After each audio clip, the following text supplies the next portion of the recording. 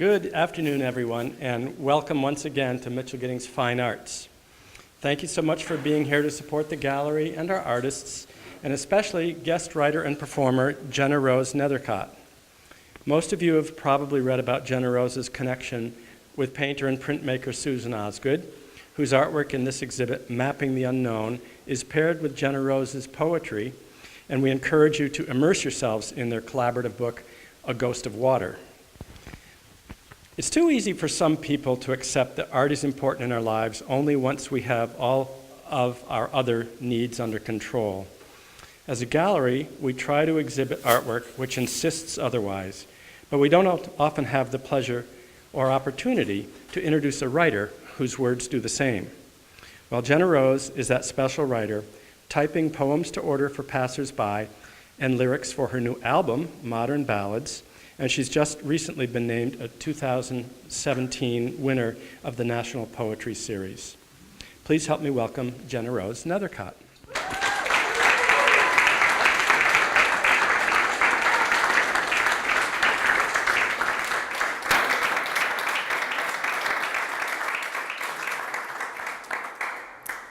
Hi, everybody. Thank you so much for coming out. Just going to start with a poem. Jump right in. I am mapping all the known lands. A map of ghosts and the things they've touched. A map of how far my sweetheart strays from my body. A map of landmarks that were taken by the drought.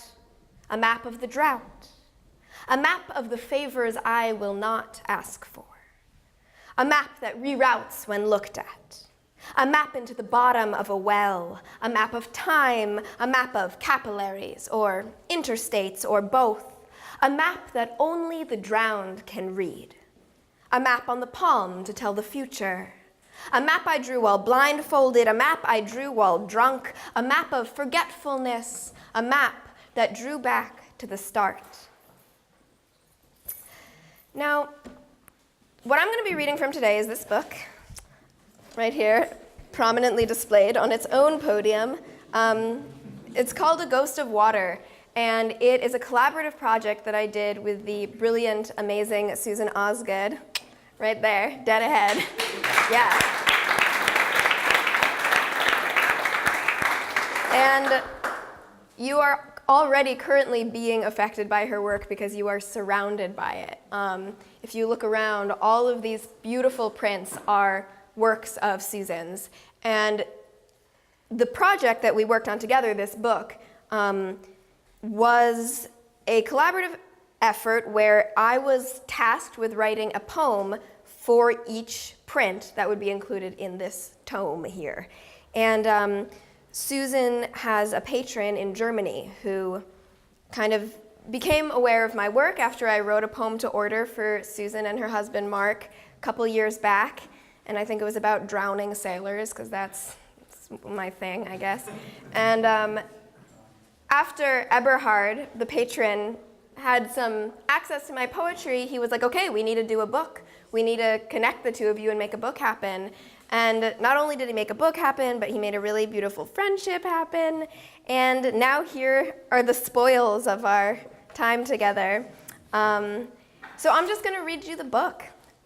Each poem is paired with a different print. Some of those prints are here. Some of them are in the book and not here. But what's really exciting for me is that when I was writing these poems, I hadn't seen most of the original prints. I was given a collection of small printed reproductions of them that were about a half of an 8.5 by 11 sheet of paper sized. And I had tiled my walls with them and was just spent a summer gazing at them and sort of falling into them. And so for me to be able to read these works while surrounded by the original prints is really exciting and special. And this is some of my first encounters with them as well. So I hope you enjoy the poems. They're sort of based in this concept of either a lack or overabundance of water. And water as a ghost and ghosts as water and all that fun stuff, you know? So this one is called The First Map, and it's paired with a print that looks like this. Is it over? It's over there. It's over yonder. And it's a collage of maps. The first map. Once upon a time, people saw mountains and wilderlands and caverns and riverbeds, and the people shook, shook, shook, down to their skeletons. And their skeletons shook, crying out, "Oh, this land is too great. This land is larger than our bones and flesh and mouths can fathom. Too large for our eyes, too wide for our hands." And they rattled like dust for fear of their own smallness.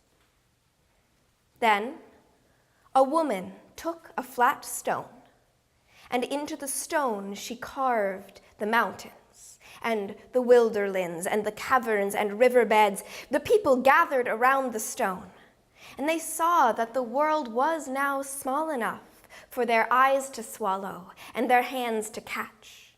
And the people ceased their shaking. Then the people looked up to the sky, and they shook, shook, shook, down to their bones. "Oh, the cosmos is too great, larger than our bones and flesh and mouths can fathom, too large for our eyes, too wide for our hands." So the woman carved tiny stars and a moon no larger than a thumbprint, and the people ceased their shaking. Then the people discovered love, and they shook, shook, shook, and they cried out, "Oh, this feeling is too great, larger than our bones and flesh and mouths can fathom, too large for our eyes, too wide for our hands." So the woman carved words into a stone, and the words became a poem. They read the words, and the love became small enough to speak and to fit into their palms and to name. They traced the etchings of the pastures with their fingertips and felt bolder than the rain that fed the crop. They took the whole sky in their arms. They became too large for their bones and flesh and mouths to fathom. They shook, and they shook, and they shook.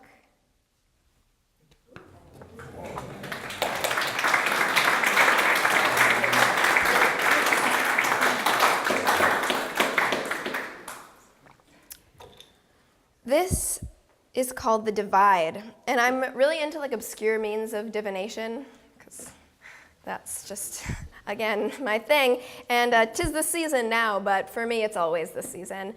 And one of my favorite interesting means of divination, I don't personally practice this, I feel like it's worth noting, very worth noting, is like cutting open an animal, a live animal, and reading its entrails to tell the future.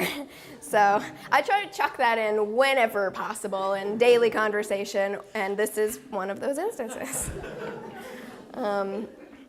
It's called The Divide. I watch my sister skin a winter hare, blade sliding from navel to chin, hide tugged off in 3 firm yanks. I've heard of girls in the city who've never watched the ghost fall out of an animal. They stride to their cousins' bodegas at dusk, purchase vodka and Twizzlers, follow their phones' flashlights through the dark to their sweethearts' kitchens. Folks lose track of their maker up there. All they see is man-made. Built for humans, by humans, skyscrapers javelining towards the moon, trains clattering like pots and pans dropped from a cupboard, billboards and asphalt and engines. It's enough to make a person forget her place, fool her into thinking she's some kind of god. Out here, in the pine woods, my sister opens the rabbit wide like a pocketbook and peeks at its innards to tell the future. It's going to be a long winter, she says. We stoke the wood stove. We grind salt in the pestle and tan the hide. We wait for snow. The trees are taller and older than any of us. Time moves slow enough for our bones to follow. The land would swallow us if we let it.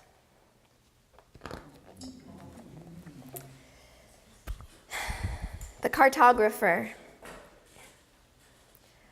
I've spent all night sitting awake in the yellow lamplight, parchment splayed open, brush tip falling into pools of cherry ink. Oh, and I want to say, too, that you might notice in some of these poems Brattleboro-related site-specific imagery. And I set many of these poems in kind of a mythic land of my imagination, but I kind of can't help but find these concrete details from my home and my life flowing into the landscape. So you might be able to notice some of the little Easter eggs about our town. I document familiar landmarks. The cave mouth of Old Granite Quarry, the 1st, 2nd, and 3rd highway exits, the tar pit, where a man lost his heartbeat from a brown recluse bite as he searched the gully for tin cans. I include the overgrown train trestle, though no trains run anymore. I include the steeple that the lightning hit, and the dried-up levee. Because I record these places on the map, they are remembered. There are also places I do not record. Because I do not record them on the map, they are forgotten. And because they are forgotten, they never existed. I do not include the bandstand that vanished under the river before I was born. I do not include the farmland by the Rotary. I do not include the trail of bleeding mulberry along the path to your door. I do not include your name. I can show the picture. It's this.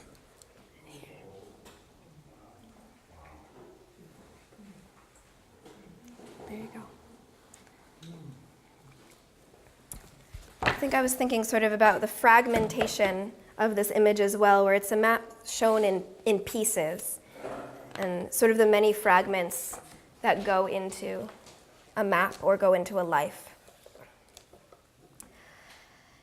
Now we're into the red zone.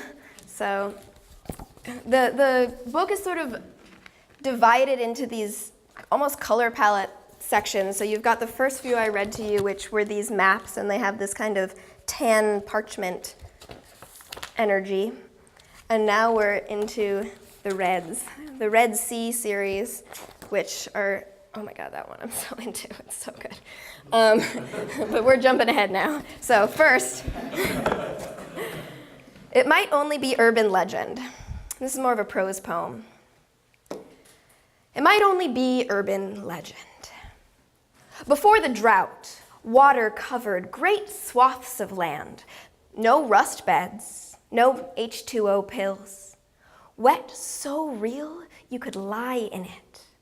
Spigots never ran dry. All you had to do was turn a knob. Poured out clear.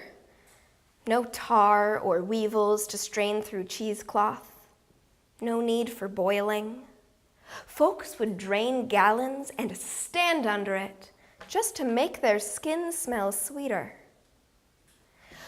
Mostly, people drank the water, but sometimes water drank people.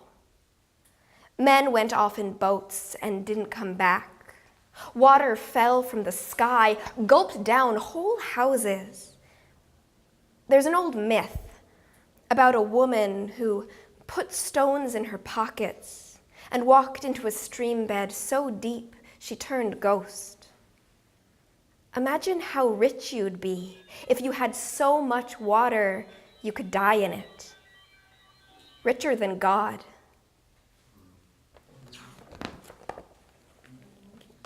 Okay. Next, we have Ghost, which this is one of my favorites. I can't see which of the red ones are, I haven't remembered which ones are over there, but there's the red corner, not there. Okay, well then here, take a look. It's a ghost, exactly, it's so ghosty. And so Susan made these with cheesecloth on the print here, and it's just, I'm so narrative-minded that when I was approaching these works, I would see these figures that are, they're abstract and they're not defined as any particular recognizable figure, but I would see them and immediately see them as these characters and as these ghosts manifesting. So this was sort of my first interaction with that character. And this is a dictionary entry that's definitely not in the real dictionary. Oh, and one of my inspirations for this too was a couple years ago, there was one of my favorite ever articles that came out. I think it was in the New York Times, and it was about the phenomenon of ghosting. Are you guys familiar with this? It's if you're like dating somebody and then rather than like, be a grown-up and break up with them, you just stop calling and texting altogether and just never see them again. It's like a really crappy thing to do. Don't do it.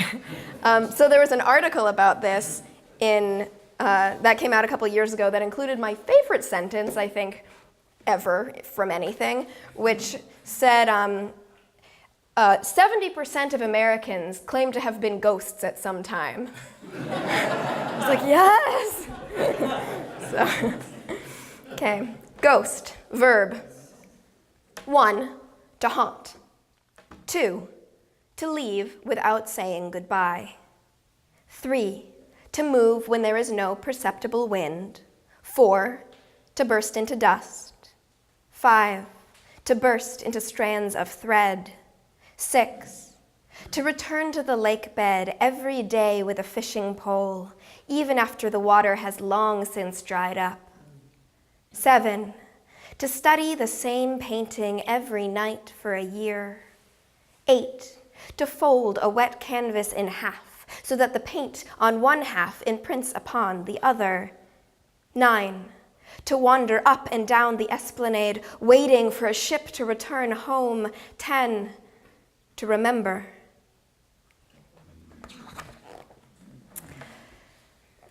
So this is about Percy Shelley, and no, is that this one? I can't see. But anyways, this is about Percy Shelley, who wrote Frankenstein when she was a teenager. She's a badass. And she was married to Percy Shelley, who was one of the Romantic poets, hung out with Keats and Byron and that whole crew. And she is just she really sets the bar for goth of our age. She is an inspiration to us all. She lost her virginity on her mother's grave, which is one of my favorite facts I've ever heard. And she also, so Percy Shelley, he drowned in a shipwreck, which is what this poem is about. And when he was cremated, for some reason his heart had calcified, and so it didn't burn. And years later, when Mary Shelley died, they found that for her entire life, she had kept his calcified heart in her bedside table, wrapped in his poems. So, really, yeah, my girl.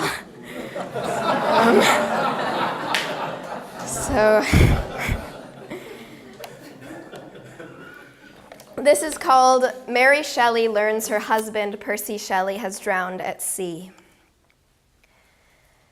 She imagines white mountains of foam, sees the lamp of his body shattering against jagged waves in the storm near Viareggio. Water is a different kind of monster, nothing like the one she birthed that famous summer in Geneva. Her monster was spooked by flame. The sea has no fear. Hers was dead, made alive again. The sea cannot be resurrected, for it never lived. Her monster was solid, familiar, bodied like a man, like her husband even. The sea is formless. This new beast makes up 78% of her body. To survive, she must drink cool glassfuls of her husband's death, drawn up from the well. To wash, she must submerge herself. The way her husband was submerged, must heavy her hair with the creature that made her husband's lungs heavy. Some things must be done, though they cannot be accepted.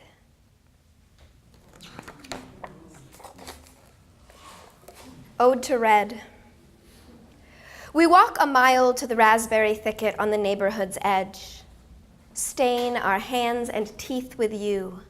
Watch you bloom from pricks on our arms as we press into the briar. You hijack the fox, the rose bush, the skinned knee, the mouth, anything with a bite or a thorn or a wound. I will not make the mistake of calling you lovely. You are the blood, and you are what the blood wants. What does the blood want? Only to swallow every berry in the garden and leave none for the rest of us.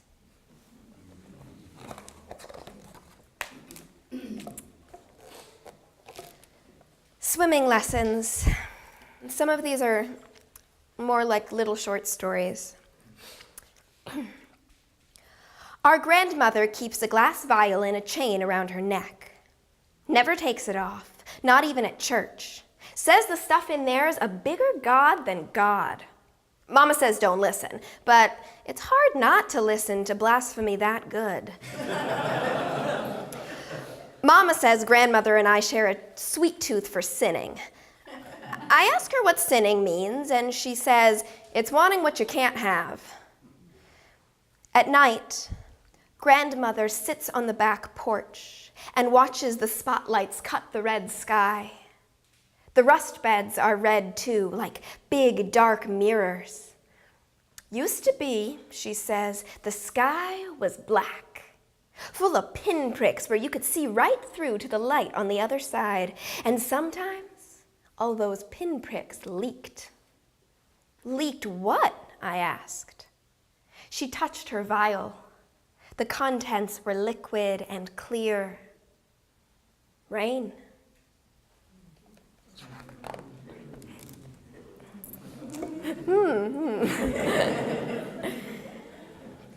Ghost. Noun. The soul of a person who is dead manifesting among the living. We know that one already. 2, a shadow.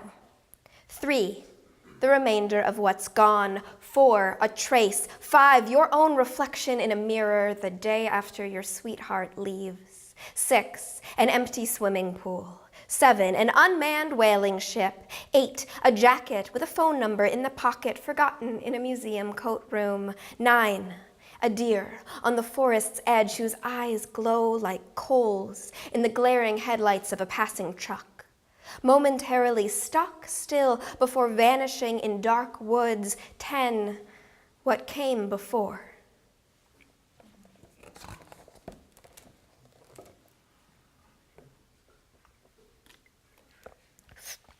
This one is another little short story. One of the fun things, too, was finding that these voices of these various characters started emerging as I was writing. And this is another of the beautiful ghosty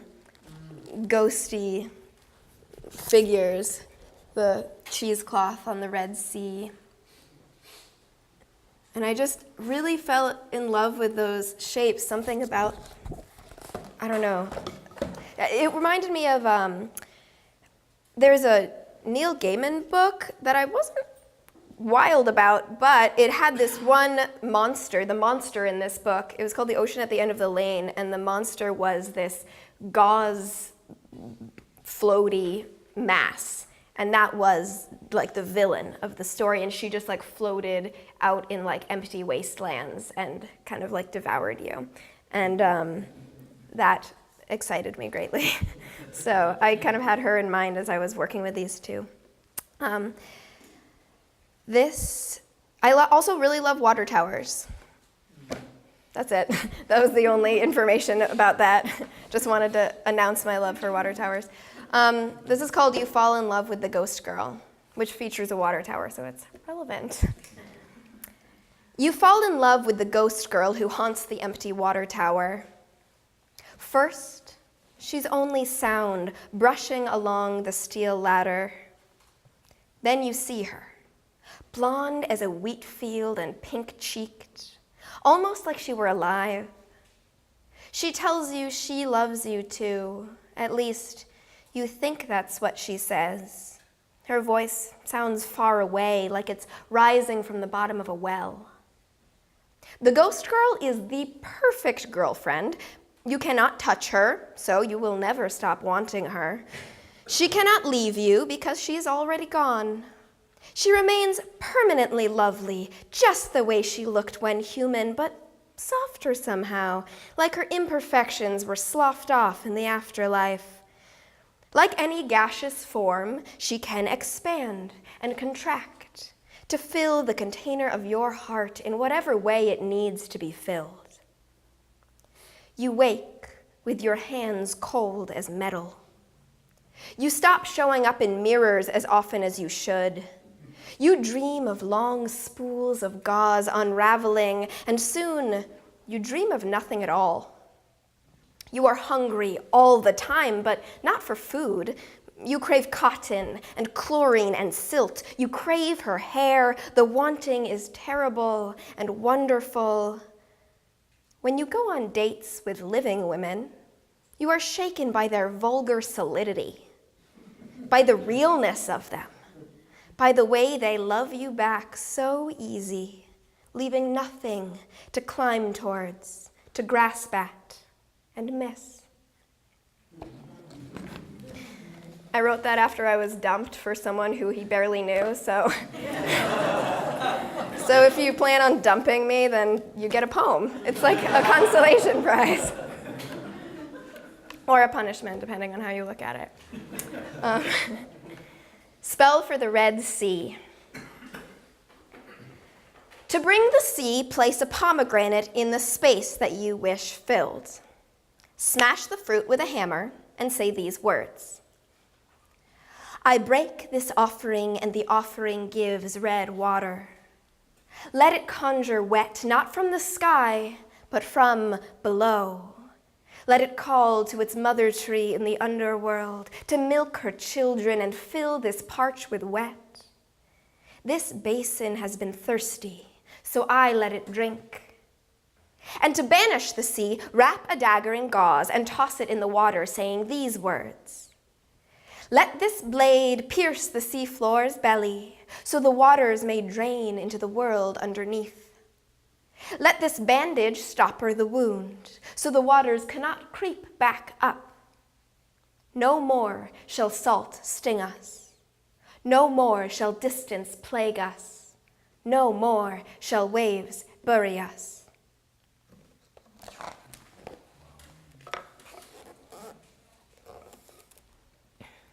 And this is again in the voice of the little girl whose grandmother had the vial of rain.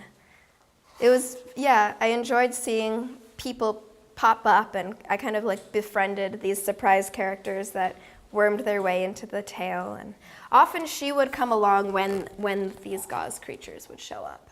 The two of them were somehow attached to each other in a way. How are we doing, by the way? How are you fine folks? Holding up. Good? Okay. If you get bored, just start screaming hysterically. And I'll take that as a signal to stop. Okay, something. We put plastic wrap over the windows and stuff the door crack with rubber.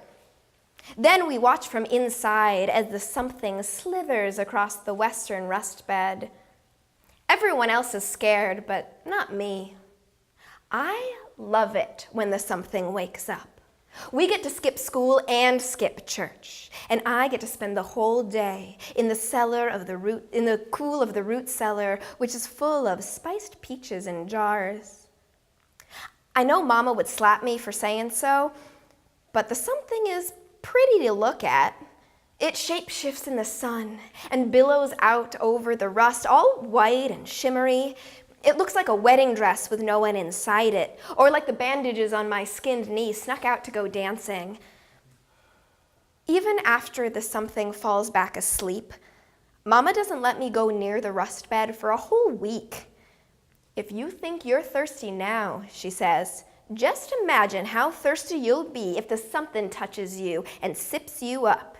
You'll be a nice little drink for that something, I'll tell you. I watch the rust bed from the porch. When I squint, I can see the something sleeping about a mile off. It ripples, a strange pool reflecting sky. It wisps in the breeze like it's made of thread or hair or maybe smoke. Around it, the dark ground stretches on and on.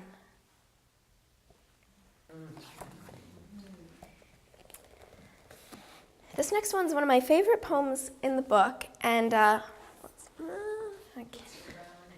around. It's okay. And it was actually one of the last ones that was brought into the project. So for those of you who can't see around the corner, it looks like this, and it's amazing. Susan's a genius. We've established this.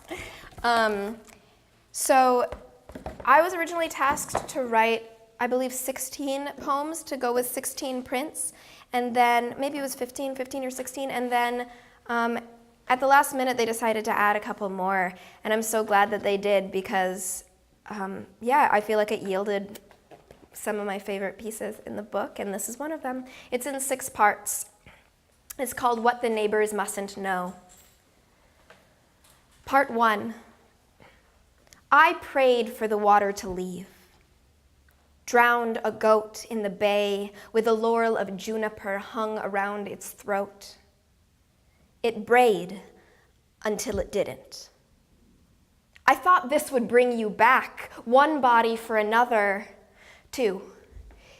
It's my fault that no rain rattles our roofs like BBs shook up in a tin can. There are whale skeletons draped across the rust beds like string-snipped marionettes. Even the gulls won't touch down. 3. I would drink a great blue whale for you and the whale's shadow. I would drink a fleet of battleships, drink coral and driftwood, but I'm not stupid. Drinking salt water only makes a person thirstier. 4. If you come back, we'll tell the neighbors you were away in Charleston to see your brother. We'll let that be the truth now. The truth is whatever people are willing to believe. 5. I used to love swimming, and I used to love you. Do I still? Is it possible to love something that is not present? Is thirst the same as or the opposite of love? 6. Humpback, fin, blue, sperm, gray, bowhead, say, baleen, mink, killer. If I were a whale, I would swallow you, and you would live in me, and I wouldn't open my mouth, not ever again, for anything.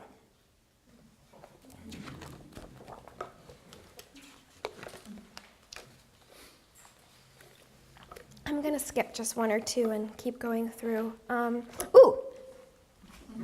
This one.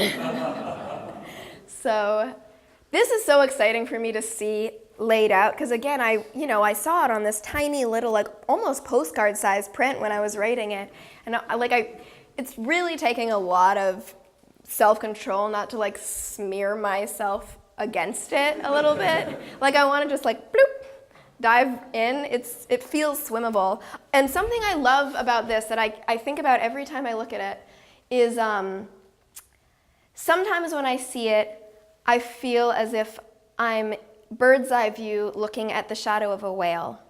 And sometimes when I look at it, I feel like I'm underneath the sea looking up at the bottom of a ship. And there's something about not knowing whether I'm suspended in breathable oxygen looking down, or if I'm submerged in the sea looking up, and kind of the confusion of that location that I find really beautiful and fascinating. This poem makes me uncomfortable sometimes because for some reason, when I was writing this, the speaker is a cartographer, and he's super creepy. He's sort of talking about trying to capture water in a map, but he can't because it's always changing, and this is frustrating him. But for some reason, the voice that emerged was this pretty like misogynistic male voice that was trying to like control this other figure, this kind of feminine form of the water. So every time I read it, I'm like, ugh, you're a douchebag. So here's the cartographer to the sea. Baby, quit your fidgeting. Quit your churn. This defiance will not go unpunished. I've mastered this world by mapping it, but you won't sit still. When I think I've caught you in atlas or photograph, you've already replaced yourself. A map of water is only a ghost of what used to be. How will I own this planet if you refuse to be caged?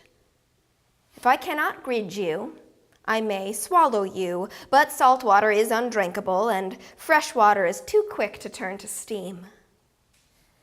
You do not make yourself easy prey. You are the mackerel that slips from the fisherman's grasp, and you are the dark haven into which the fish silently vanishes. So I've just got 2 more poems for you all. Thank you so much for listening. And after this second poem I read, Susan's going to come up and we'll do a Q&A session. So stick around. Also, these books are for sale with human money. So you should buy one. Anyway, dead ahead. That beautiful print is the one that I am currently about to read from. And it's the only one that has a recognizable, deliberate figure in it, which is this beautiful woman asleep on sort of the ocean floor, or floating in the abyss. It's called Siren Song. Sailors whisper of us in their shuddering bunks, our mirrors and combs, our throats and the songs our throats conjure, our mouths lure, our breasts, our hair roped with kelp.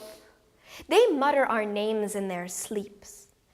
Wave keepers, storm daughters, salt-tongued, death. We do not speak of them. Gossip is not our style. We are busy dreaming up floods.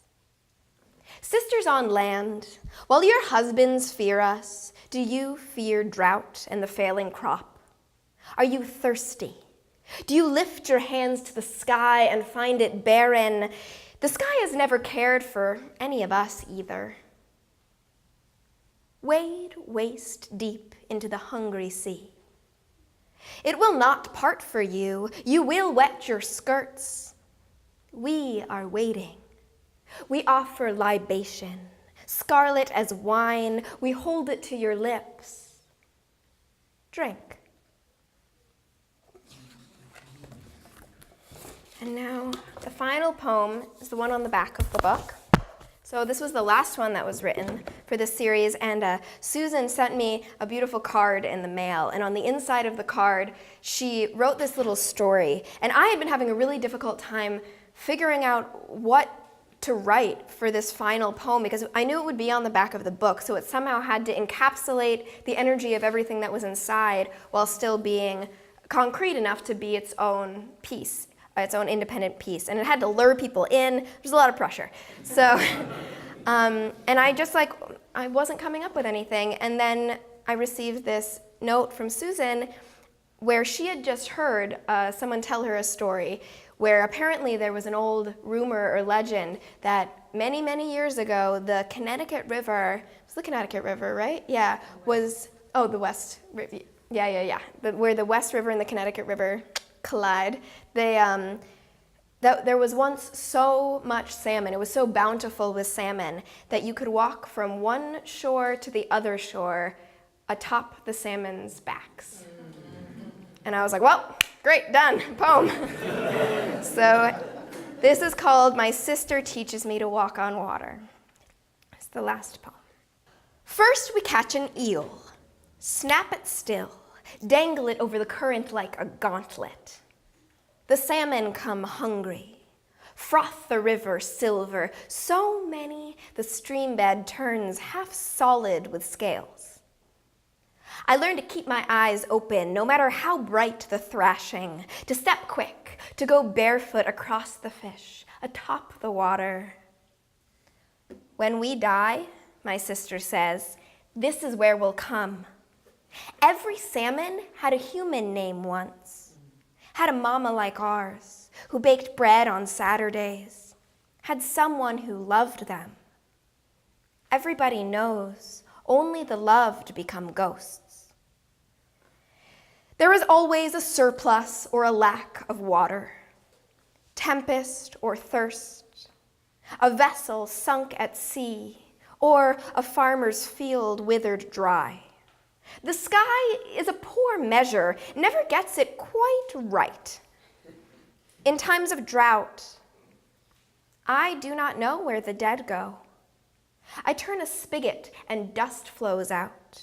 I visit the hollow riverbed and recall those silvery bodies, waxed and writhing, our arms outstretched for balance, the cool on the pinks of our feet, the careful steps we take across all the lost beloveds as we make our way to the other shore. Thank you.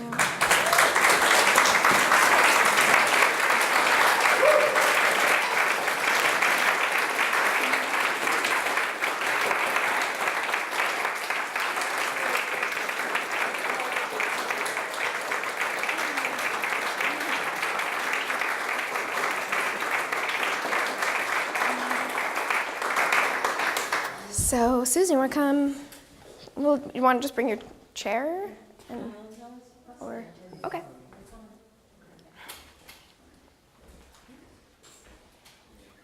Thank you all for listening. That was a lot of poems to take in all at once, I understand. And it's been like a poem-heavy weekend for many of us. So I really, really so greatly appreciate you all coming and listening. So yeah, we're going to open it up to questions. So throw them at And us. I'll say again, thank you all for coming as well. I'm so pleased to see everyone here. Thanks to P and Jim and our videographer. Am I holding the microphone in the right place? Good, okay. Questions? So the question is, what was the rest of the collaboration like, aside from the last piece, which was about the salmon, walking across the backs of the salmon? So. Go for it. Go wild. Well, I met GennaRose on the street. We hired a poem, and it was a beautiful little poem. And I didn't know your work much, but I just knew that poem was beautiful. And when the idea came up, I thought, okay, let's see. And I approached GennaRose, and we had a meal together, and we were just full of ideas, tossing them back. And the idea of a ghost also is in printmaking, where you run a plate through the press, you peel your paper off, you've got some ink left on it, still you can run it back through again, and you get what's called a ghost.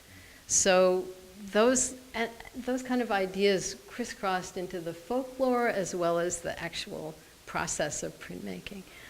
So what was the process like?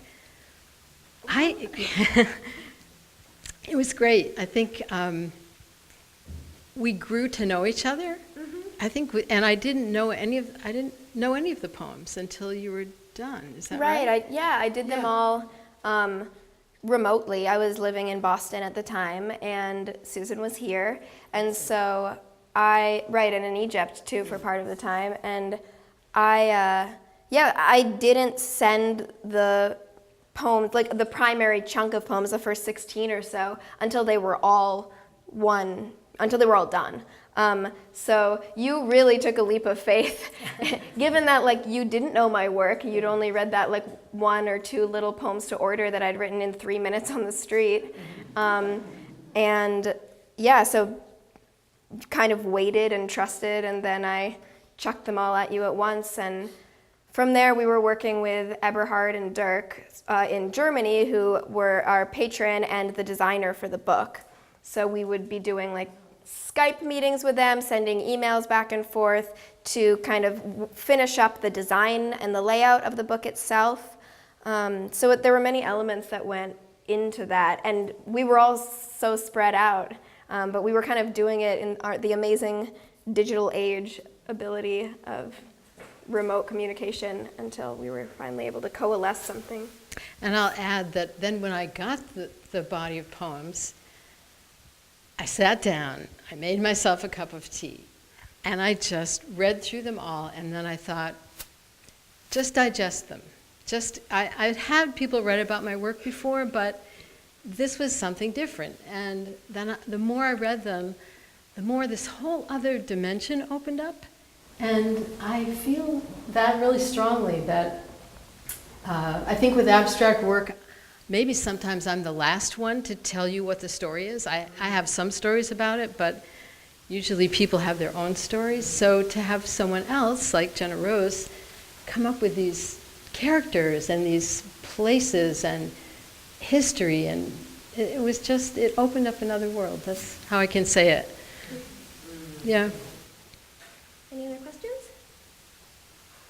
I'd be love to hear from your perspective, your experience of working with visual. I know you've probably done some of that before, but this being so comprehensive. Yeah, absolutely. What did it give you as an artist, the process? Well, what's really amazing about ekphrasis, which is a poetry based on visual art, is that you don't have to start from a blank page, which for most writers is like, that's the scariest thing about writing, is you have a blank page and suddenly you're supposed to fill it with something of any worth whatsoever. When you're working with visual art, that doesn't exist. You already have this rich universe. And for me, one of the things that was most exciting about working with Susan's work was, well, for one, it was so much of it. It wasn't just one image, it was this whole universe that I was wandering into. And like we had mentioned before, we weren't particularly familiar with each other's work very much before we started collaborating. So I was writing about the pieces as I was getting to know them. And the more that I looked at them and the more time that I spent with them, the more that I discovered in them. And still, when I look at them now, I always discover something new. So it felt like an excavation in a way, where like the poems were hidden in there and all the stories were hidden in there, and the more time I spent with them, the more like strange tales would emerge from it. And also in terms of the collaboration itself, it's just really taught me how much I love collaborating, because being a writer inherently is intensely isolating and incredibly lonely for much of the time. And so to be doing a collaborative project where you can create something and you're excited about it, and then you show it to someone else and they're excited about it too, and then they create something and show it to you and you're excited about it, and it just creates a real energetic community where you don't have to go at it alone, which for me is really important too. And I think the artist is also, I'm working alone all the time as well. Mm-hmm. So to then toss ideas back and forth, and sometimes even with artists, probably with writers too, that you don't talk about working, talk about something else, and we really had to talk about what was going on. So it was really nice focus. Yeah. Yeah. GennaRose, in your imaginary geography, the rust bed is a recurrent feature. Can you talk a little bit about that image, that set of associations? Yeah, so I don't even know how it emerged, but this sort of dystopian waterless world just started showing up in the poems. I believe it was originally called something else. It was called like a tar bed or something, but then we decided that had too many associations already. Yeah. And so we changed it to the rust bed. And I just imagined this world where all the water had dried up, and then like what was left. And in my mind, it was this kind of Americana image, but also kind of a desert, like a long landscape of just flat, dry, cracked, red earth. And so the more I wrote about it, the more kind of excited about it I got. And I am a very narrative poet, so I loved being able to tell a longer form story and to explore the different characters that might live in this world. It also acted as a juxtaposition to the overabundance of water. The characters in the book who drown or who become overcome with too much water. So sort of trying to see what would be the extreme opposite ends of that spectrum in terms of lack or surplus, both, literally with water, but also emotionally. The ideas of like loss being too little of something or sometimes too much of something. Rafi? Do you believe in ghosts? So she asks, do you believe in ghosts? Do you believe in ghosts? I don't know. No one ever asked me that. I entertain the fun idea of it at times. I'll say that. Yeah. I think, for me, the word ghost is a lot wider than the traditional definition, I think. So I think of a ghost as a manifestation of longing. So like a literal ghost is someone who's lost, and then that they manifest. And it's not even about the dead as much as it is about the living. It's about wanting something so much and missing something so much that it physically manifests for you, which I do believe that. I feel that all the time. And also, I work as a folklorist too, and I am very into supernatural folklore. And I've kind of come to the understanding that it doesn't matter if anything is literally real or not, because as long as people believe that it's real and act as if something is real, that it impacts the world as if it is real. I think there are enough people that literally believe in ghosts that ghosts may as well be real, because their behavior is based upon that, and therefore the fabric of our reality does end up affected by it. So it's not really a direct answer, but that's what I got. It's a good one, though. Susan, Sorry. in your collaboration, how did you respond to the poems with your paintings, or had you finished the paintings completely? I had finished them. So how did I respond to the poems? Had I finished the paintings? And yes, they were all finished. I chose them and put them out. They're all works on paper, and they're all, I would say, inspired by the idea of maps. And so then GennaRose had her job to do after that. So that's how it went. The mesh between the poems and the works is extraordinary. And I almost feel as if you would put out tiles of the pictures that you had and the poems, we would all make the same matches that you have. But I found myself wondering, what if you had reversed the process? And Susan, do you think, had you had that poem, would you have done that picture? Well, we talk about doing something like that, so we'll see. But I find that GennaRose grasped some character or some sense of each piece and elaborated on it. So I might have. I mean, that piece over there to call the poem Siren is quite beautiful. Though I will say I think there were a couple of the poem print matchups that I had 2 or 3 of them that I felt like could go with any or were inspired by maybe a couple of them, and then I had to decide which one to ultimately pair them with. Though for the most part I would choose something concrete in each one and use that as sort of the driving point, but yeah. Heather? This is a question about the book and organizing the book itself, and about the process. So Susan, when you gave the pieces to Jenna, were they sequenced in an order that you imagined them appearing in, or did you decide after the fact how things would be sequenced in the book? I don't think I sequenced them, but they're in series, so that may have created its own sequence. And the way the book ended up is that there's a short bunch of pieces in the beginning, the Red Sea series, and then a short group of the blue ones at the end. So it seemed to frame the red pieces nicely.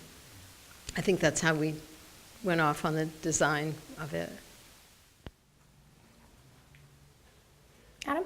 I'm remembering your wonderful, I'm thinking about ghosts again with the question about ghosts, and I'm remembering that amazing drama piece that you did at the Hooker Dunham on ghosts.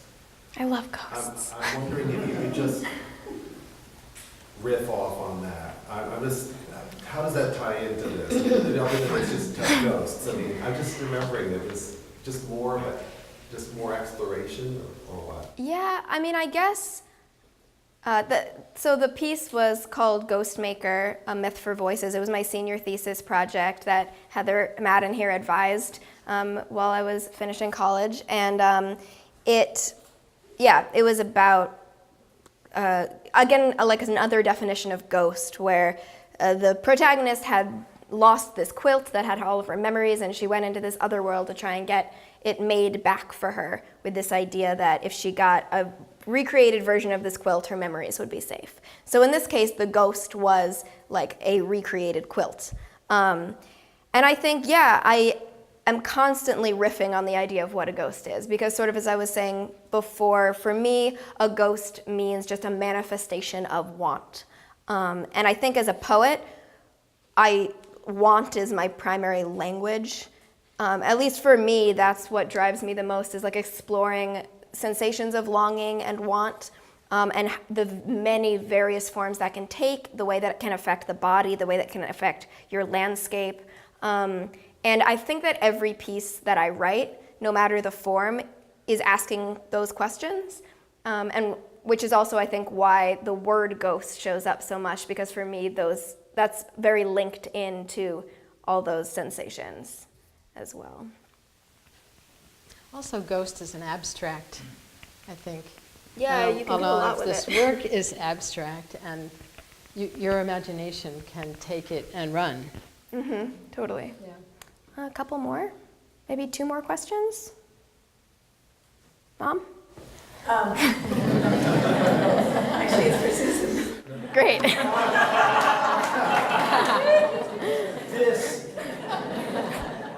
Well, you had done all these paintings that you've done over a number of years, and then opening and welcoming Jenna to collaborate with you in a way sort of, I assume, reframes for you even what the paintings meant. And I just was curious about that, sort of like once they have that attachment, you sort of can never, I don't know whether you can ever go back again to whatever you thought before or what they did for you. But I'm just curious about what that's like in your experience. Did everyone hear Helen's question? Yes. Yeah. So what is that experience like for me? I chose the work, and I chose it in a way that all of the pieces they were sort of from the same family, they related to each other. Beyond that, I sent it off to GennaRose. And I think our first meeting was invaluable. We just had so many similar ideas and excitements about things, and could go off on stories about, what if you made a map of water?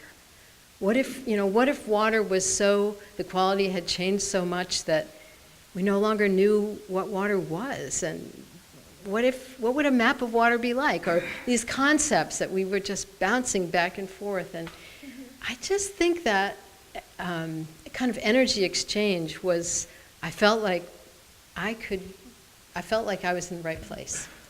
And even then to get the work and then to take it in and take in these very detailed stories of creatures and people, and I just welcomed it. I found that the history, the woman holding the stone and carving the map in it, from that all the way into the future of what happens when we don't have water and we have weevils coming out of our silver faucets. And I just loved it was like Alice in Wonderland, stepping through the looking glass in a way. It was really magic. It's magical. Yeah. For me, it was also, I was being trusted so immensely. Like, your work, an artist's work, it's such an intimate thing, and it's so personal, and you just offer this amazing amount of trust, allowing me to come in and just tamper with your work, essentially, just to take whatever liberties I happen to wander into. So it was, for me, when I first sent out the package of poems, the first draft, I was really nervous because, it was a very intimate thing to wander into someone's work and then write about it, especially as extensively as I had. And I definitely did take liberties. I imposed stories upon them that weren't necessarily there, or wouldn't necessarily have been there unless I smushed them on there. And yeah, so I just felt like so privileged to have been given that freedom to play and to explore, and also how positively you responded to it was a big relief. Yeah.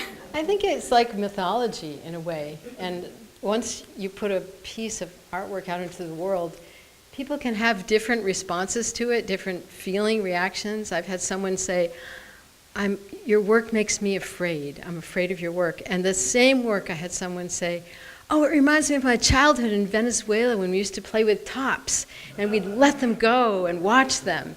And it's the same work, so I don't know where I was going with that, but, mythology, that once the work goes out into the world, it has another life, and it's out of my control in a way. What my experience was my experience. Okay.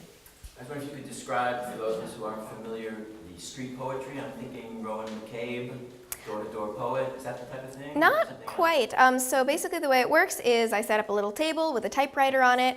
Passers-by can give me a topic, and I compose a poem on the spot within 3 to 4 minutes on whatever topic that you want. Then I read the poem aloud and hand it off to the visitor to keep. And I've done this all over the world for about 6 years now, traveling with my little Hermes Rocket 1952 typewriter in my backpack. And it's just sort of like, kind of a public art initiative where I have these moments of connection with people and I think of it almost as a tarot spread, is how I describe it often, in that my job is to kind of reflect back to somebody some aspect of themselves. That's sort of the deal. Last question. Yes, Jim. Do you keep copies of those poems? I used to. I don't anymore. I've calculated that I think I've written probably close to 20,000 poems to order on the street. So I used to keep carbon copies and then go home and transcribe them all, and I'd type them up on my laptop every time I got home. Practically, that was insane, so I stopped doing that. And after a while, it ended up also just being a really good exercise in being able to let go of my work, because I think, as with a lot of artists, we're very possessive of our work, and the thought of not seeing it again freaks us out a lot. But after a while, I just started letting them go, and I didn't necessarily feel the need to keep them anymore. I think it's made me a more chill person, and has sort of changed my relationship with how fiercely possessive I feel about those things as well. So, yes. One point, I don't want to interrupt another question, but before everybody leaves, I do have to say that Susan has an artist talk on Saturday, October 28th at 5 p.m. So if you enjoyed tonight, you got a chance to do a whole new round, and it's going to be wonderful. Well, thank you so much for hosting us, and thank you all for coming. It's great. Thanks.